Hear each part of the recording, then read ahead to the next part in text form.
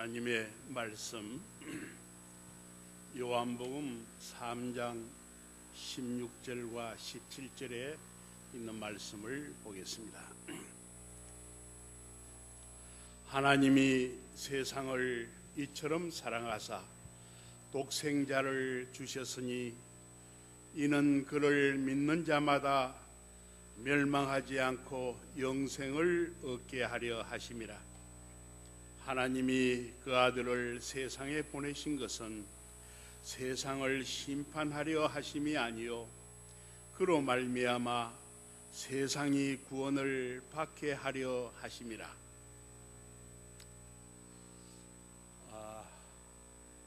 평소에 존경하고 친애하는 우리 정관용 목사님과 부목사님들이 심부하시고 훌륭한 장로님들이 열심으로 섬기고 또 열심 있는 집사님들이 참으로 교회를 사랑하고 헌신하는 이 아름다운 태계원 교회에서 안식일을 여러분과 함께 지킬 수 있게 된 것이 참으로 저에게는 큰 영광이요 기쁨입니다. 오늘 특창을 해주신 여집사님들 너무나 훌륭하고 아름다운 목소리로 우리의 마음에 은혜를 끼치니 참으로 감사합니다. 저는 55년 전에 제가 신학교 3학년과 4학년 때 이 태계원 교회를 담임하고 그리고 여기서 신학교를 도보로 걸어다니면서 공부를 했습니다.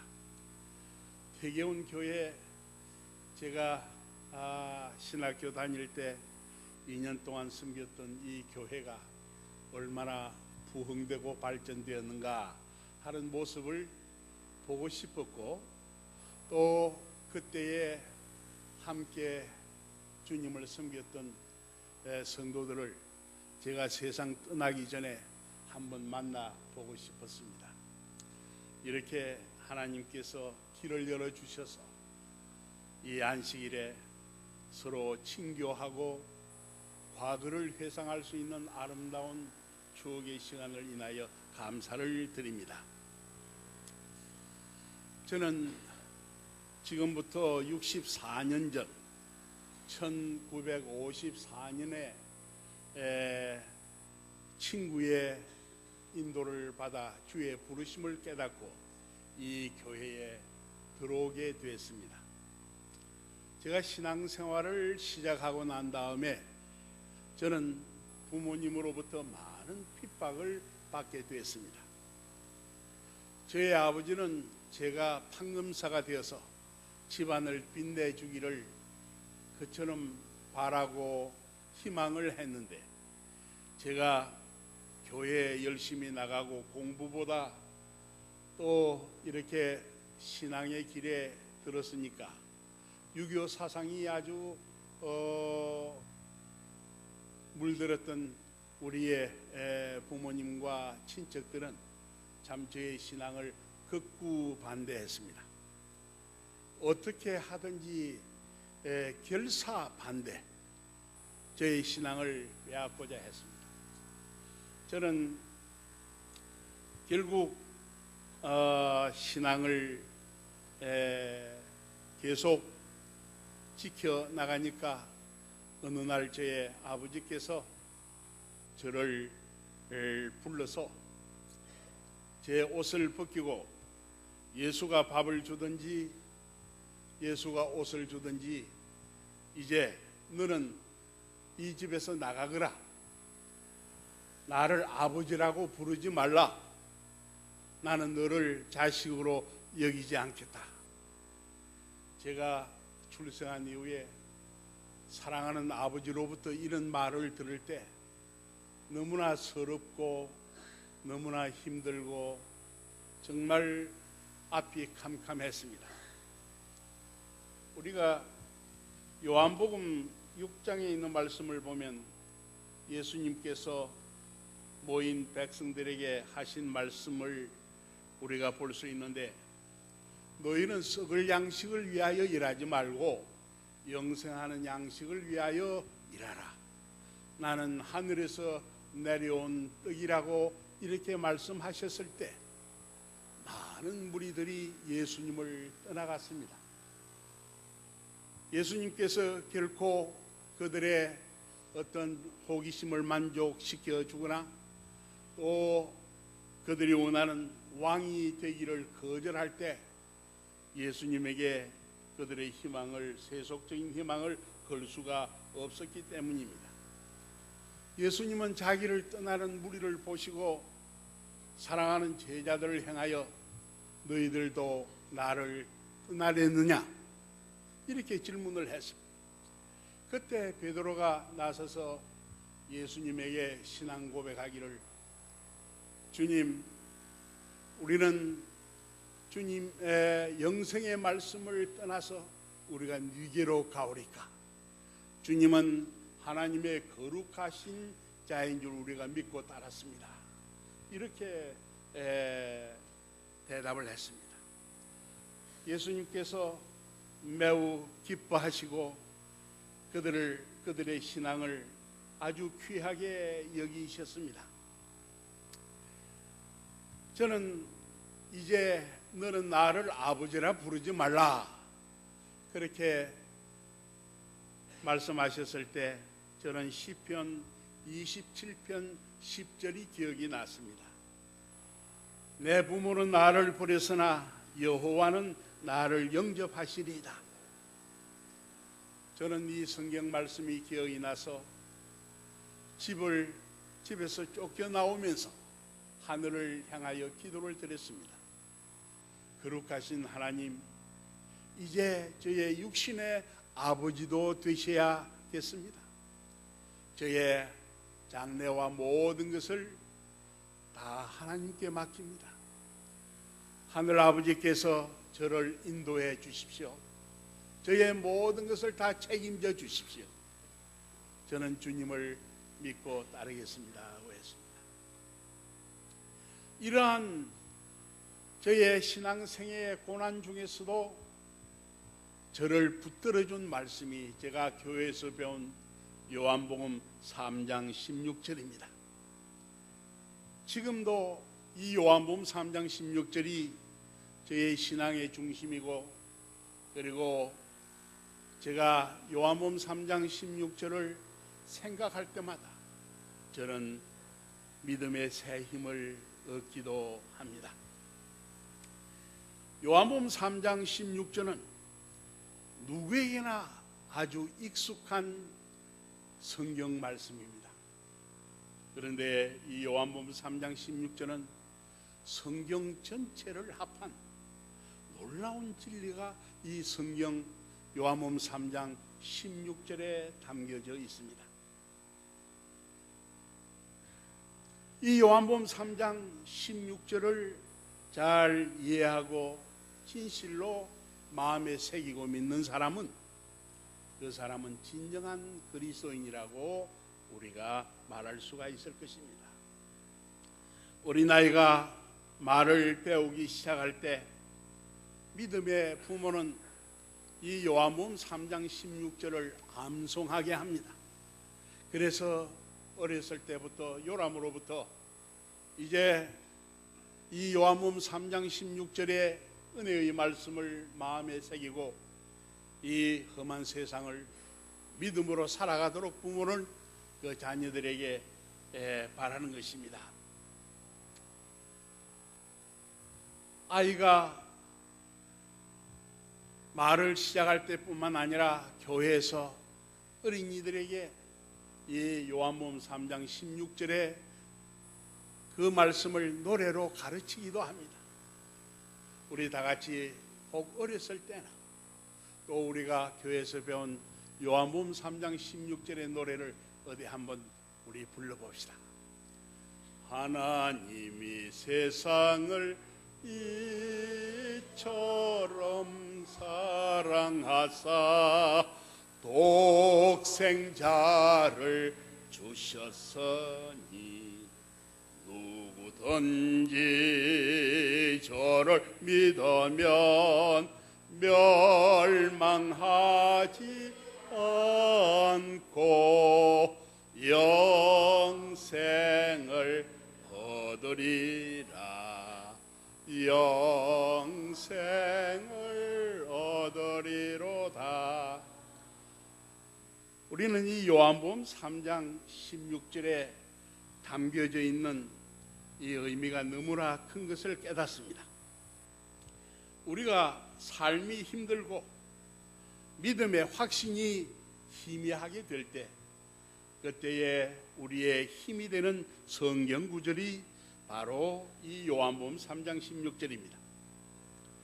숨을 거두는 죽음의 그늘이 음습해 올 때, 그때에 죽음의 두려움 앞에서 이 요한복음 3장 16절을 외우면 그 죽음의 두려움이 다 사라지고 주님의 품 안에 자신의 영혼을 맡기면서 우리는 거의 눈을 감을 수가 있는 소망의 성경 구절입니다.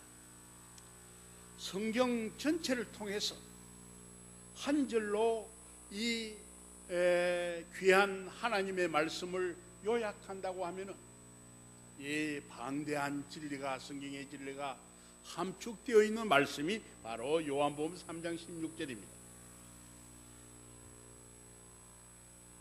하나님의 보내신 선지자를 통해서 영생의 진리를 갈구하던 니고데모가 자신의 체면 때문에 밤에 찾아와서 자기 영혼의 갈구를, 영적 갈구를 예수님에게 호소하고 답을 얻으려고 할 때, 그때 가르쳐준 진리가 이 요한복음 3장 16절입니다. 비록 한 사람뿐이었지만 주님께서는 이 니고데모에게 가장 위대한 진리, 성경의 진수를 이 니고데모에게 가르쳐 주었습니다.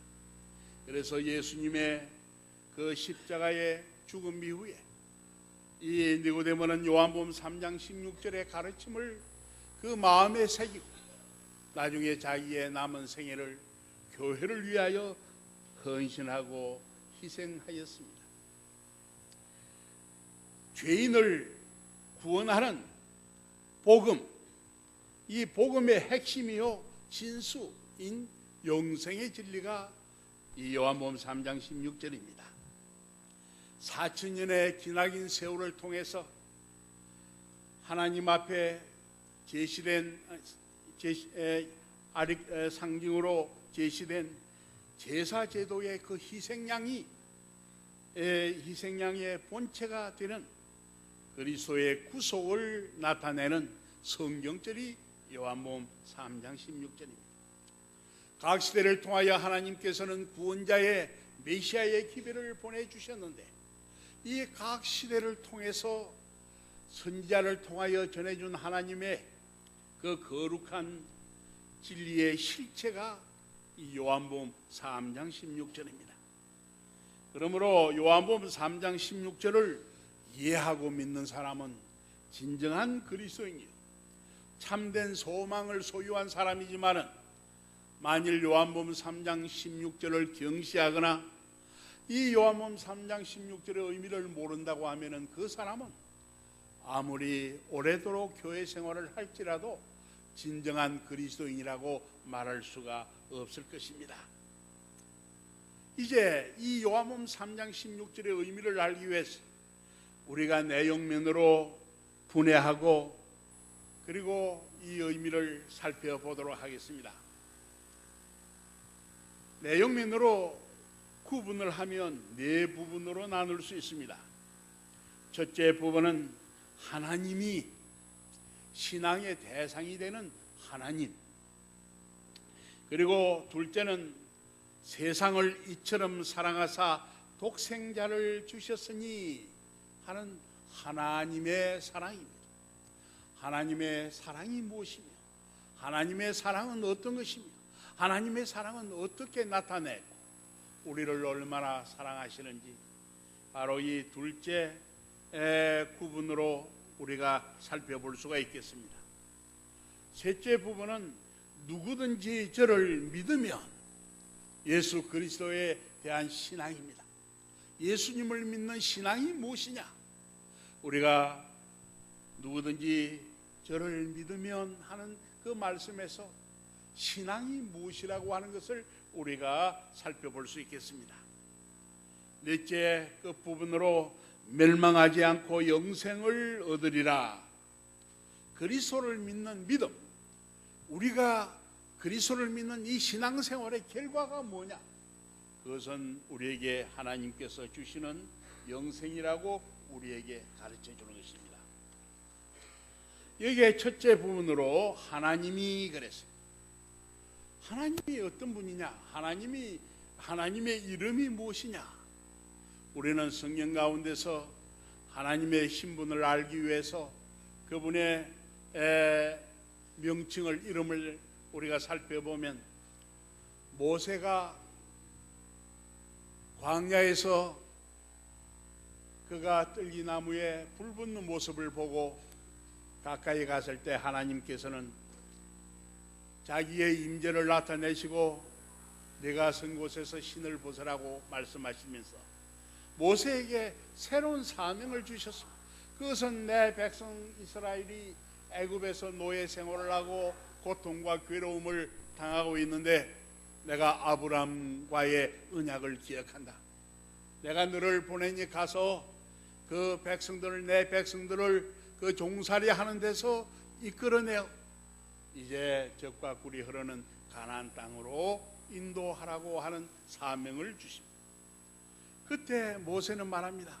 제가 가서 누가 나를 보냈다고 말하리까?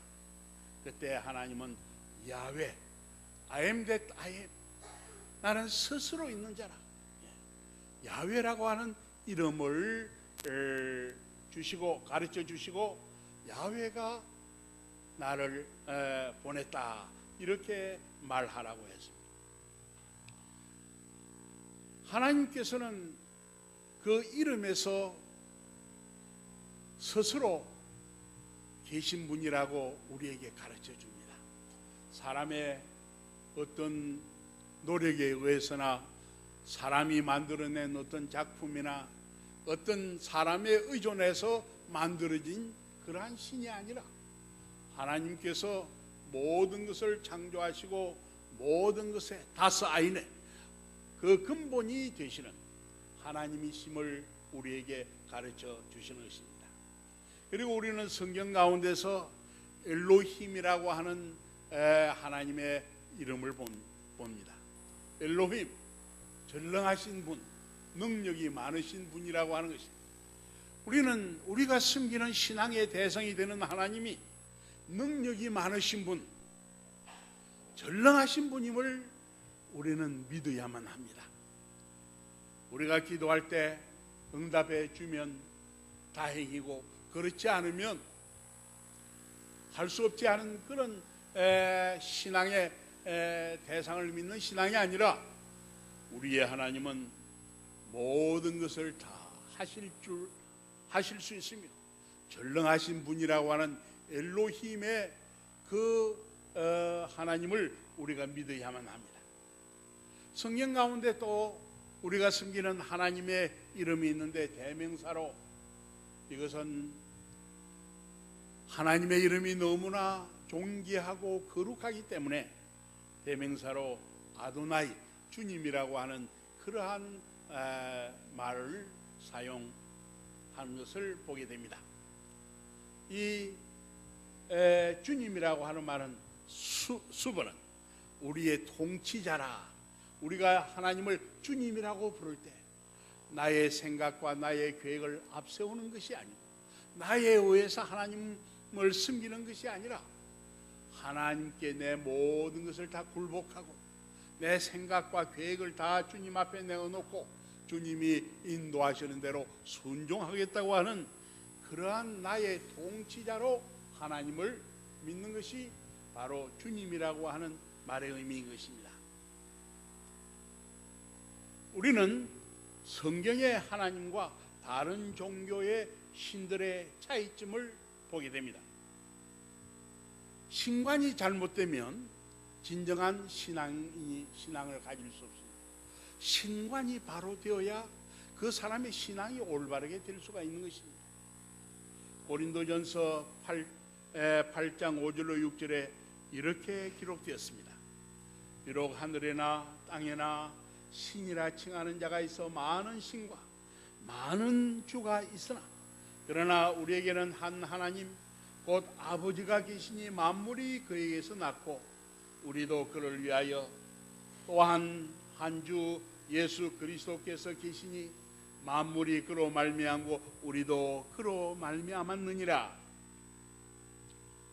여기에 이 세상에 많은 종교가 있고 많은 그들의 신이 있지만은 그러나 그들의 종교, 그들의 신과 성경이 말하는 성경 종교의 하나님과는 너무나 다르다고 하는 것입니다. 이슬람교는 알라신을 믿고 힌두교는 브라흐만을 믿고 불교는 법진리 다르마라고 하는 것을 우리 신봉하고 또 인격신으로 부처를 믿습니다. 조로아스터교는 불을 섬깁니다. 유교는 상제를 믿습니다. 그러나 이 모든 것은 다 사람이 만든 신이지만은 그러나 성경 종교의 하나님은 바로 천지 만물을 창조한 하나님이라고 우리에게 가르쳐 줍니다. 이렇게 바른 신관을 가질 때, 바른 신을 믿을 때 우리는 바른 신앙과 그리고 그 결과가 하나님의 선물, 영생의 진리에 이른다고 하는 것입니다. 이 가르침은 이 창조주 하나님, 여기에 시편 40편 25절과 26절에 있는 말씀, 거룩하신 자가 가라사대 그런즉 너희는 나를 누구에게 비기며 나로 그와 동등이 되게 하겠느냐 하시느니라. 너희는 눈을 높이 들어 누가 이 모든 것을 창조하였나 보라. 주께서는 수효대로 만상을 이끌어내시고 각각 그 이름을 부르시나니 그의 권세가 크고 그의 능력이 강함으로 하나도 빠짐이 없느니라. 이사야 45장 18절에는 여호와는 하늘을 창조하신 하나님이시며 땅도 조성하시고 견고케 하시되 헛되이 창조하지 아니하시고 사람으로 거하게 지으신 자시니라. 그 말씀에 나는 여호와라 나 외에 다른 이가 없느니라. 예레미야 10장 11절에는 너희는 이같이 그들에게 이르기를 천지를 짓지 아니한 신들은 땅 위에서 이 하늘 아래서 말이라 하라. 우리가 섬기는 하나님은 창조주 하나님이라고 성경은 말합니다. 내가 섬기는 여호와는, 내가 섬기는 예수 그리스도는 바로 천지 만물과 이 우주 안에 있는 모든 것을 창조하신 하나님이십니다. 이 논리는 이 세상에 어머니라고 부르는 사람들이 많이 있습니다. 장모도 어머니라 부르고 또 시어머니도 어머니라고 부르고 친구의 어머니도 어머니라 부르고 이웃집 어머니 뻘 되는 사람도 어머니라고 부릅니다. 그러나 진정한 어머니는 누구냐? 나를 낳아주고 길러준 분이 진정한 어머니라고 하는 논리와 같습니다. 내가 믿는 하나님, 그 하나님은 창조의 하나님, 창조의 하나님을 믿는다고 하는 이 사실, 이것이 우리 신앙의 대상이 되는 하나님에 대한 신앙임을 성경은 우리에게 밝히 말하는 것입니다. 창조의 신을 믿지 아니하는 그 신은 거짓이며 그 신앙은 거짓이라고 말합니다. 그러므로 우리의 신앙과 종교 그리고 신은 다른 종교의 신들과 비슷한 것이 아닙니다. 유일하신 하나님이신 것입니다. 두 번째로 성경이 우리 하나님에 대해서 말씀하시는 것은 구속의 하나님이심을 우리에게 말하고 있습니다.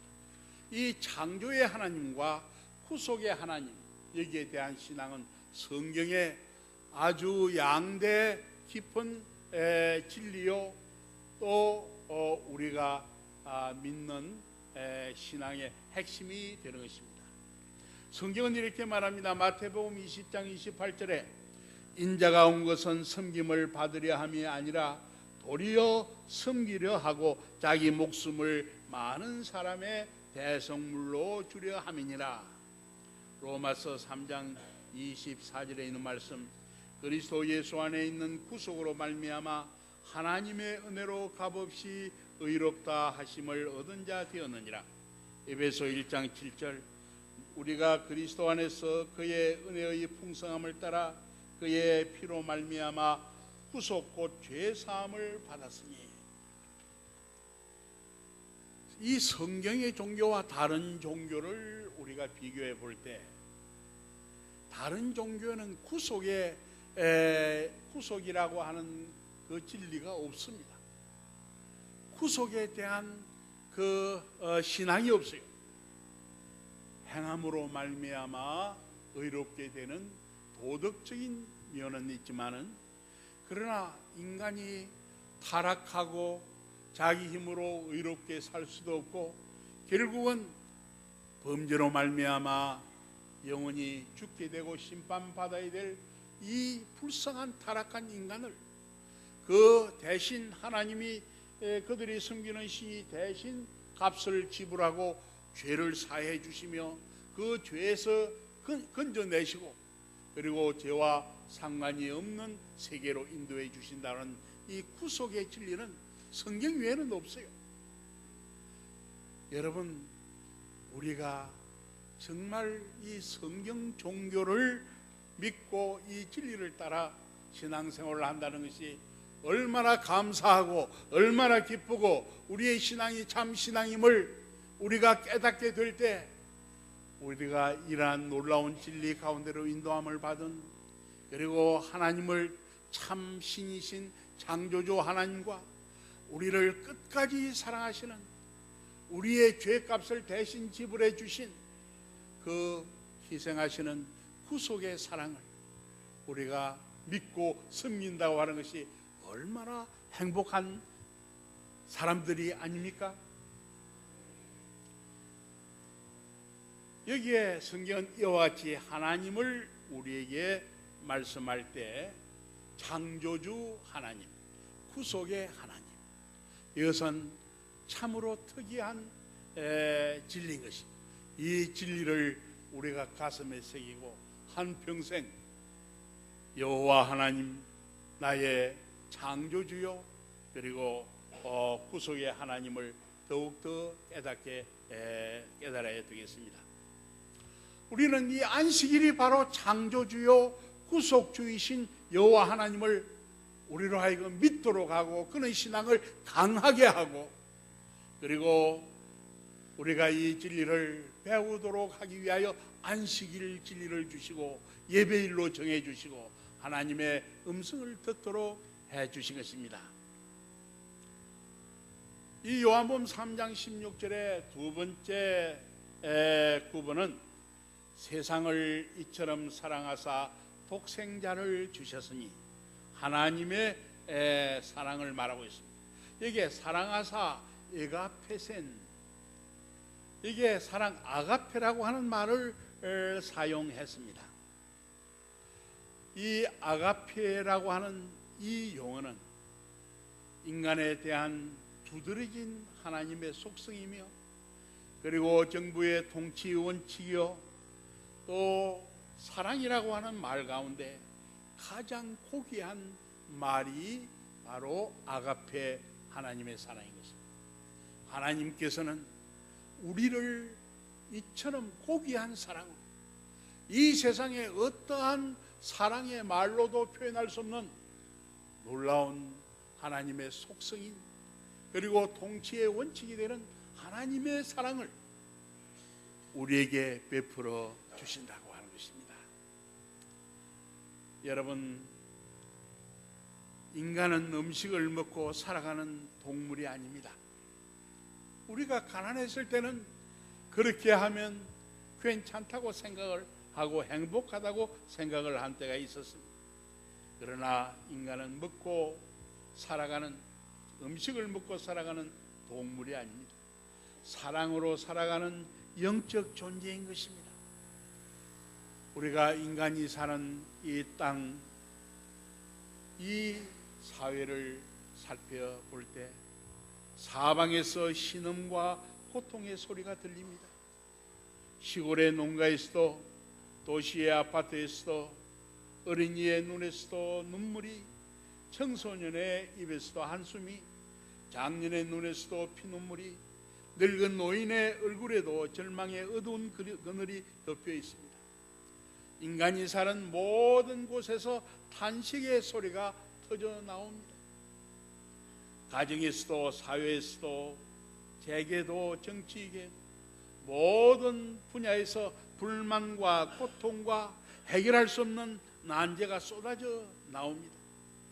인간의 지식으로는, 인간의 노력으로는, 인간의 복지 제도로는 인간의 문제가 해결되지 않습니다.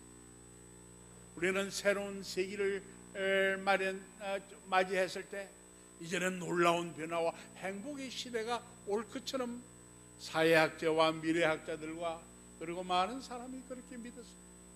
그러나 새로운 세기가 왔어도 더 많은 문제와 더 많은 고통의 소리와 고민이 인간이 있는 사회에서 쏟아져 나오는 것입니다. 제가 목회했던 한 교회에서 서로 사돈끼리 만나게 되었습니다.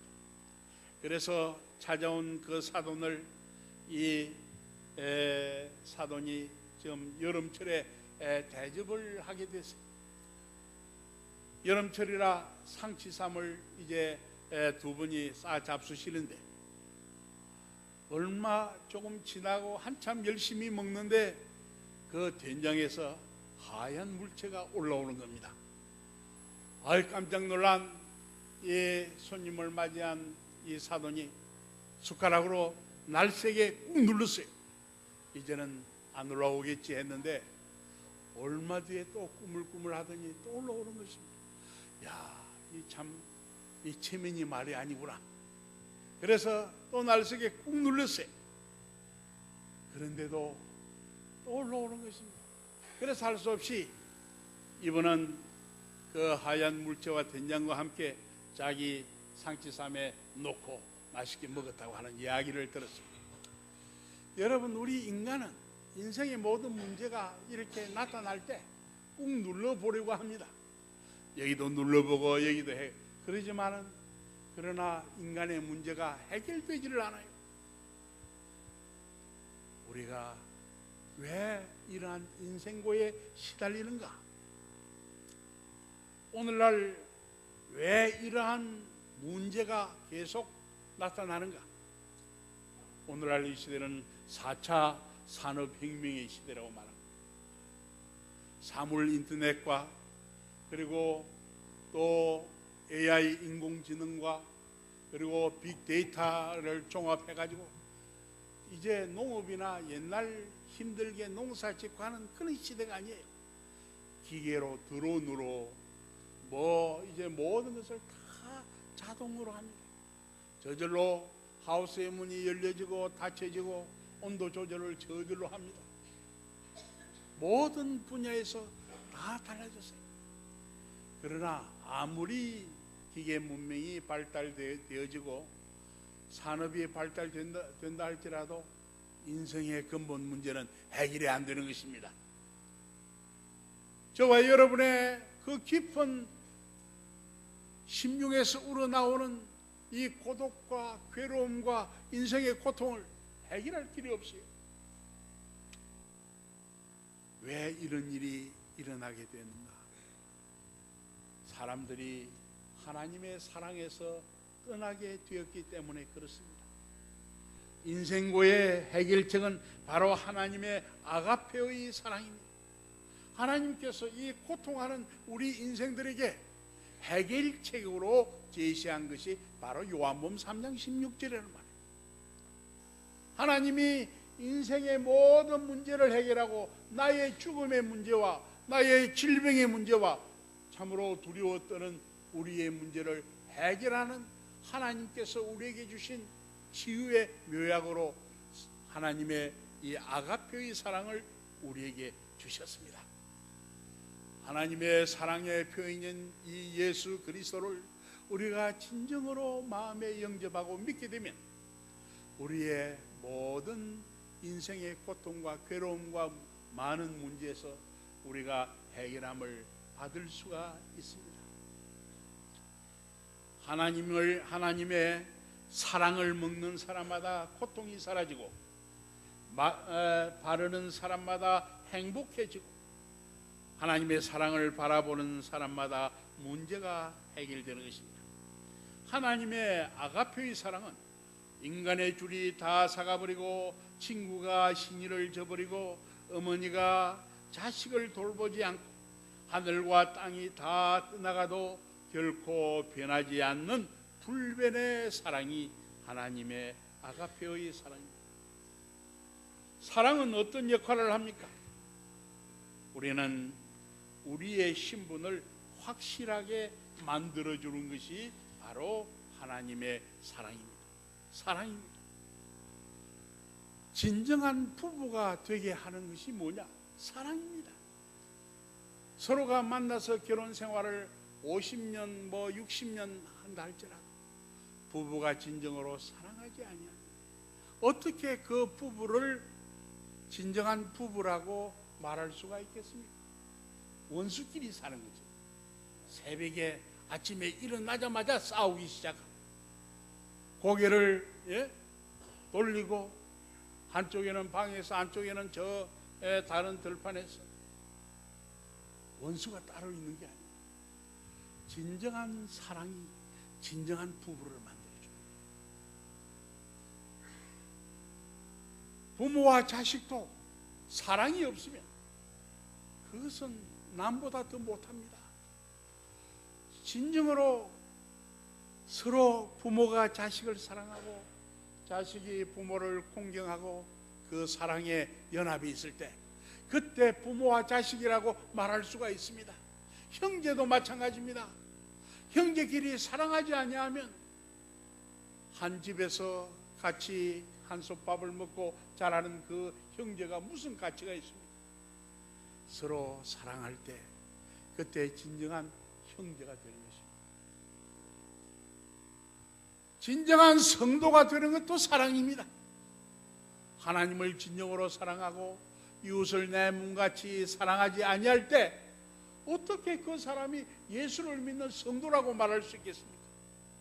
겉으로만 성도요, 입으로만 하나님의 사랑을 말하는 사람이지 진정으로 그리스도인이라고 말할 수 없는 것입니다.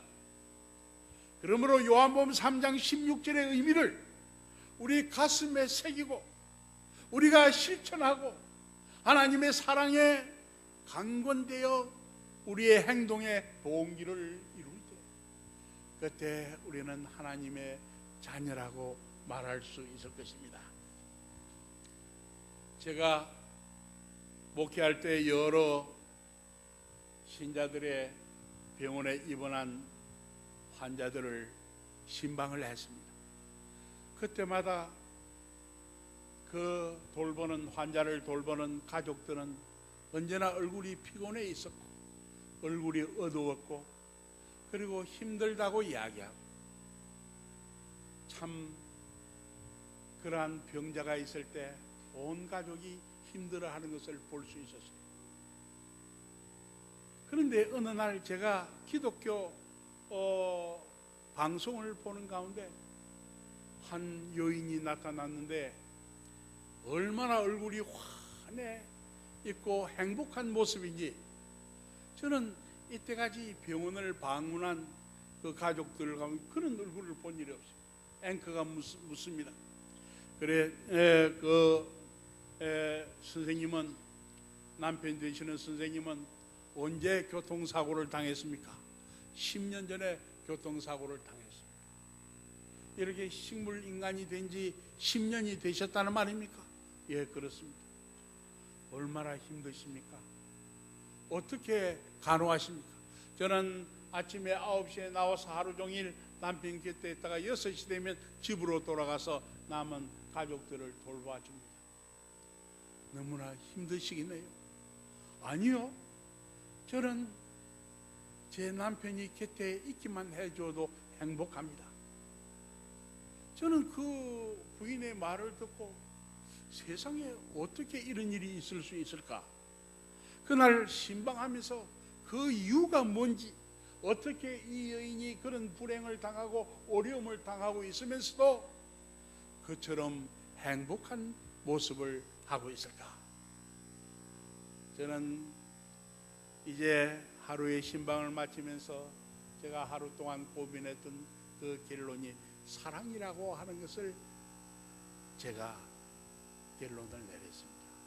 사랑은 아무리 힘들고 어려운 일이 있더라도 다 견디게 해주는구나. 어떤 고통이 있더라도 이것을 극복할 수 있도록 해주는구나. 아멘 해도 괜찮아요. 왜 이때쯤 되면 아멘 하고 그러게. 자, 여러분, 사랑의 힘이 얼마나 큰지, 예?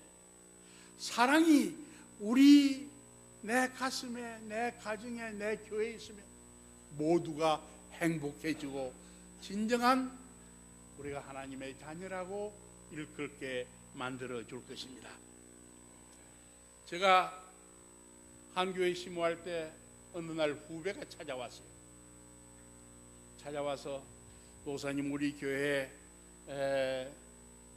장례가 상사가 생겼는데 이 상가에 이제 장례를 해야 되겠는데 저는 경험이 없고 그러니 목사님이 대신 좀 해줄 수 있겠습니까?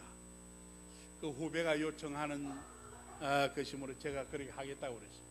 그런데 이 부부가 너무나 금슬이 좋다는 거예요. 그리고 이 가장 되는 분은, 돌아가신 분은 정말 자기 부인만이 아니라 가족들도 사랑하는 가정이라는 것입니다. 그 며느리가 우리 교인인데 화양동으로 이사 왔을 때 시아버지 되는 분이 자기를 믿지도 않지만 며느리를 데리고 우리 교회를 이 시가지를 다 지나면서 그 주소를 찾아가지고 교회를 찾아주고 그렇게 며느리가 잘 교회에 다닐 수 있도록 배려해주는 시아버지였어요. 그런데 이 사람이 고혈압이 있는데 아침에 운동을 하다가 그만 뇌일로 그렇게 세상을 떠나게 됐어요. 이제 장례식을 이렇게 진행하는데 마지막 하관을 하게 되었습니다. 이제 하관을 하려고 하는데 이 부인이 쫓아나오더니 그 관 위에 엎어지는 것입니다. 그러면서 이 부인이 하는 말이, 여보, 당신 얼굴 한 번만 더 보여줘. 다른 사람들이 그 부인을 떼어내고 하관하려고 그렇게. 그런데 제가 이때까지 그런 말을 들어본 일이 없어요. 자기 왜 나를 버려두고 먼저 갔느냐, 자기 신세 타령하고 그리고 울고 불고 하는데 이 사람은 그런 것이 아니고 당신 얼굴 한 번만 더 보여줘. 그 말이 너무나 듣기 좋은 말이고 또 아주 생전에 처음 들어보는 말을 가만 놔두라고 그랬어요. 그 말 좀 더 하도록 놔두라고 그랬어요. 그러니까 이 부인이 아주 그 관 위에서 당신 얼굴을 한 번만 더 보여줘. 이 부부가 진정한 부부이구나. 이 부부가 사랑으로 맺어진 그러한 가정이구나. 자기 신세 타령하거나 나 혼자 어찌 살라 하고 이렇게 버리고 갔느냐고 원망하는 그런 울음이 아니고 당신 얼굴 한 번, 이제는 못 볼 것 같으니 당신 얼굴 한 번만 더 보여. 저는 그 장면을 보면서 내가 이 관 속에 있으면 내 아내가 뭐라고 할까? 정말 당신 얼굴 한 번만 더 보여줘 하는 이 아름다운 소리를 들을 수 있을까? 자신이 없어요. 사랑하는 여러분, 진정한 부부는 무엇입니까? 사랑하는 부분입니다. 이제 예수를 믿으면 예수님의 사랑을 깨닫는 사람이 되고 예수님의 사랑을 실천해야 되는데 이제 다 우리가 늙어가는 입장에서 팔자를 고칠 수도 없고 그러니 여러분 이제부터 부부끼리 아주 사랑하도록 하십시오. 진하게 사랑하도록 하십시오. 우리가 진정으로 사랑할 때 그때에 예수 믿는 사람이 되는 것입니다.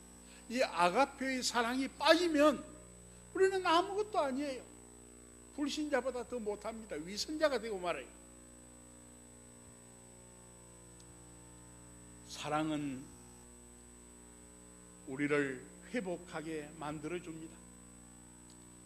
저는 제 목회 생활에서 이혼한 세 가정을 연합시키는 그러한 축복을 저에게 주셨습니다. 서로 헤어질 때는 아주 미워하고 정오하는 눈초리였지만 한 가정은 12년 만에 다시 이혼한 지 12년 만에 합가가 되었는데 그들이 다시 연합해서 그 눈을 볼 때 얼마나 사랑스러운지. 여러분 오직 아가페의 사랑, 하나님의 사랑, 모든 것 선물을 다 용서해주고 그리고 모든 것을 다 이렇게 관용해서 받아들이는 이러한 것은 하나님의 사랑 외에는 없는 것입니다. 아무래도 못 살겠어. 아무래도 이제는 헤어져야 되겠어. 내가 다시 태어난다고 하면 결단코 이 씨와는 결혼 안 하겠다. 최 씨와는 결혼 안 하겠다. 여러분 이런 말이 나오면서 어떻게 우리가 예수를 믿는다고 말하겠습니까? 회개해야 합니다. 왜 아멘 안 하세요? 여러분 우리가 진정으로 예수 믿는 사람이 한번 되어봅시다. 그러려고 하면 요한복음 3장 16절의 의미를 알아야 돼요. 이것이 성경의 중심 사상이요 하나님의 마음입니다.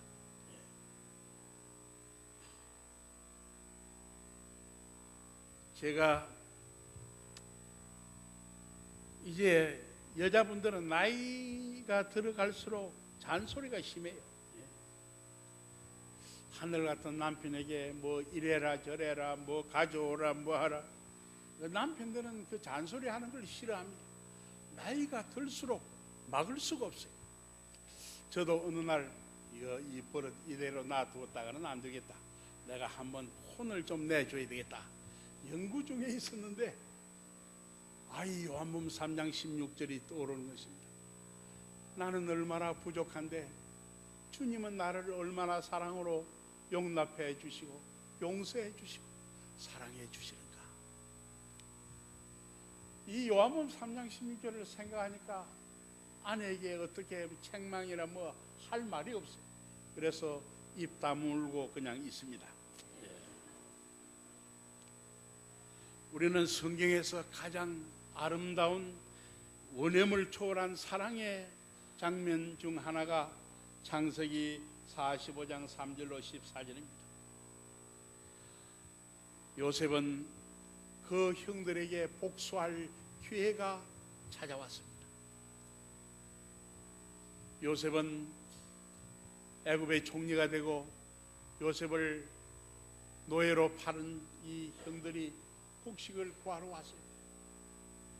드디어 서로 알게 되고 이제 만나게 된 것입니다. 두려워 떠는 그 형들에게 요셉은 이렇게 말합니다. 요셉이 그 형들이 이르되 나는 요셉이라 내 아버지께서 아직 살아 계시나이까. 형들이 그 앞에서 놀라서 대답하지 못하더라. 요셉이 형들에게 이르되 내게로 가까이 오소서. 그들이 가까이 가니 이르되 나는 당신들의 아우 요셉이니 당신들이 애굽의 판자라. 당신들이 나를 이곳에 팔았다고 해서 근심하지 마소서. 한탄하지 마소서. 하나님이 생명을 구원하시려고 나를 당신들보다 먼저 보내셨나이다.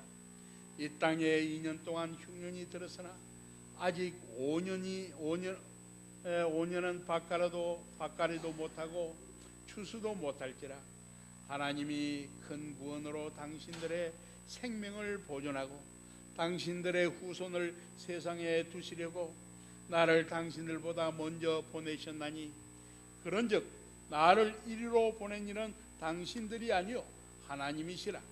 하나님이 나를 바로에게 아버지로 삼으시고 그 온 집의 주로 삼으시며 애굽의 온 땅의 통치자로 삼으셨나이다.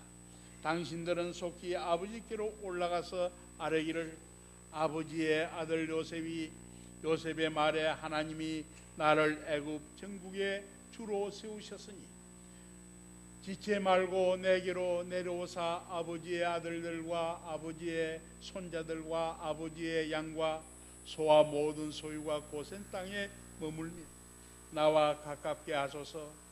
흉년이 아직 5해가 있으니 내가 거기서 아버지를 복량하리이다.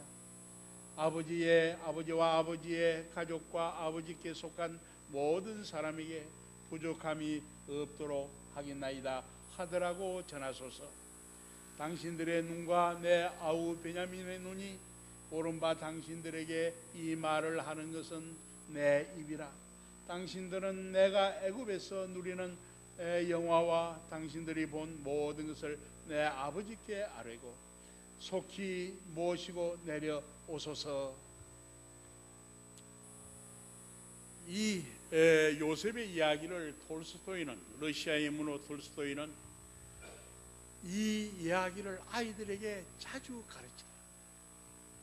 정말 놀라운 교훈이 이 속에 있다고 그렇게 말했습니다. 이 요셉의 형들에게 한 이 말은 사람의 말이라고 할 수 없습니다. 정말 하나님의 사랑을 깨닫는 하나님의 종이 하는 말입니다. 하늘의 음성입니다. 우리가 이 놀라운 사랑을 배우는 것입니다. 교회에 와서 이 하나님의 사랑을 배우고 이 사랑을 실천하는 그 속에서 행복을 누리는 것이 바로 우리의 할 일입니다. 이 사랑은 원수를 친구로 만듭니다. 에이브람 링컨은 그 당시에 에드윈 스탠톤이라고 하는 사람과 그 정적이었어요. 이 에드윈 스탠톤은 링컨에 대하여 이렇게 말했습니다. 여러분, 우리는 고릴라를 만나기 위하여 아프리카에 갈 필요가 없습니다. 일리노이주 스프링필드에 가면 링컨이라는 고릴라를 만날 수 있습니다. 이렇게 멸시하고 비아냥했습니다. 그런데 이 링컨이, 믿음의 사람인 이 링컨이 이 스탠톤을 국방장관으로 임명을 했어요. 모든 가까이 있는 사람들이 다 반대했지만은 그렇게 했습니다. 그리고 이렇게 했을 때 이 스탠톤은 정말 링컨을 붙들어주고 링컨의 지지자가 되었습니다. 아브라함 링컨은 이렇게 말을 했습니다. 그는 부서지지 않는 바위같이 나를 지탱한다. 그가 없었다면 나는 부서졌을지도 모른다고 할 정도로 그를 높이 평가했습니다. 링컨이 저격을 당하여 그의 시신이 이제 후송되었을 때 단걸음에 달려와서 그 링컨을 붙들고 울면서 이곳에 가장 위대한 사람이 누워 있습니다 라고 그는 유명한 말을 남겼습니다.